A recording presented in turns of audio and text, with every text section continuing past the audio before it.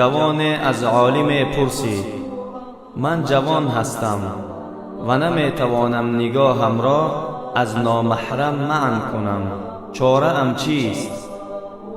عالم نیز کوزه پر از شیر به او داد و به او توصیه کرد که کاسه را به جای برد و شیر از کاسه بیرون نریزد، و از شخصی هم درخواست کرد تا او را همراهی کند و اگر شیر را ریخت نزد همه مردم او را با چوب بزند.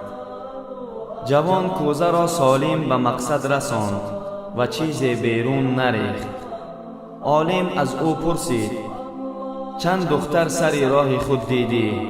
جوان جواب داد: هیچ، فقط به فکر آن بودم که شیر را نریزانم که مبادا در نزد مردم چوب بخورم و خوار و ذلیل شوم.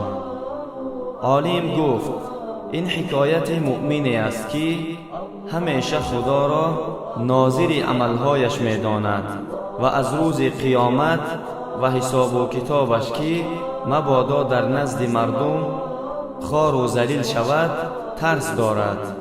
الله مهربان در قرآن کریم می فرماید: آیا انسان نمی داند که خدا او را می بیند؟